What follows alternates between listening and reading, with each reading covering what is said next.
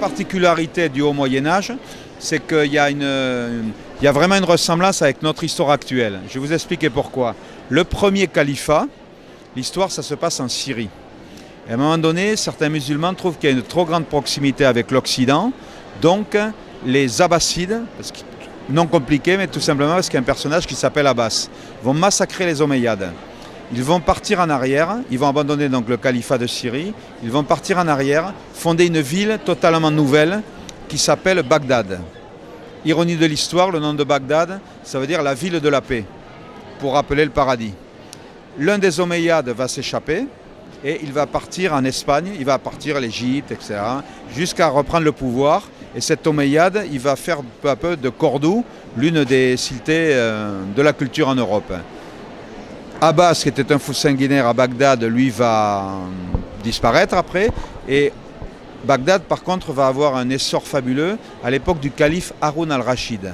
Et là, c'est ce qui est sur notre couverture du tome 3, où quand je vous disais qu'il y a 4 grands personnages qui font le monde, les 4 grands personnages, pour nous, le plus connu, c'est Charlemagne, mais qui en fait ne s'est jamais appelé lui-même Charlemagne. Son vrai nom, c'est à partir de ses petits-fils qu'on va l'appeler comme ça. C'est Charles le Grand, en latin Carolus Magnus.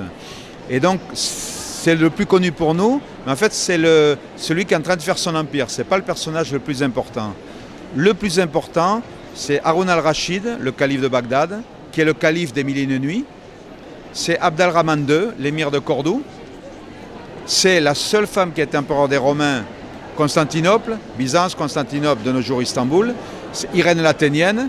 Et ensuite, Charlemagne. Donc, Et on va montrer, comme je vous l'ai montré dans l'ouvrage, que pendant toute la partie historique, on suit avec un tableau synoptique, ça c'est très intéressant, tout ce qui se passe chez les Francs, tout ce qui se passe en islam, tout ce qui se passe à Constantinople et tout ce qui se passe en Chine. Il faut savoir que les 20 inventions majeures de l'humanité viennent de Chine. Et on va voir comment elles vont arriver chez nous et comment elles vont modifier l'ordre du monde. Quand Charles Martel arrête les Arabes à Poitiers, ce qui est vrai, on va voir que les Francs découvrent l'étrier.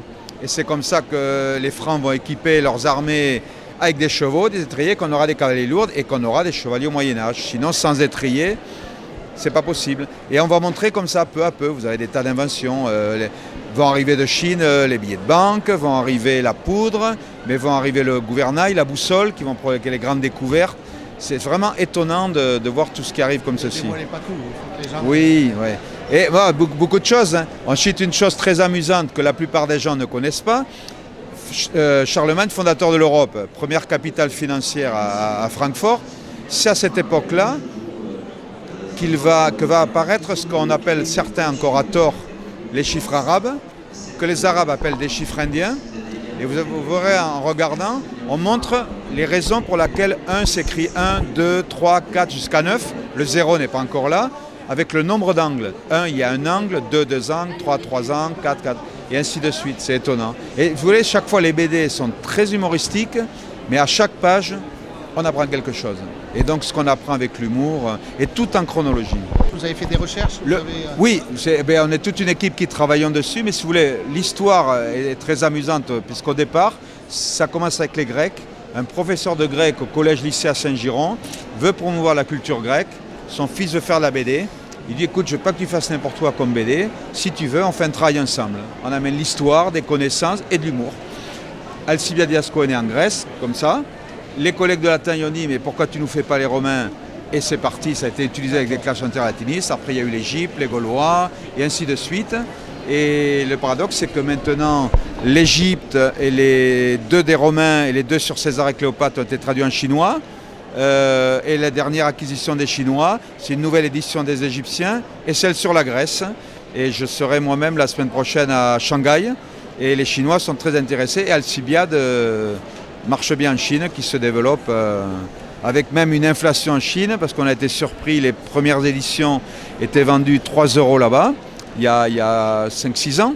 La nouvelle édition sera vendue 6,50 €. Donc le niveau de vie des Chinois, peu à peu, se rapproche d'une autre. Et c'est vraiment très étonnant de penser qu'une BD née à Saint-Giron, moi je suis toulousain mais le dessinateur est ariégeois, il n'imaginait pas au départ qu'il y aurait des lecteurs, et beaucoup de lecteurs en Chine.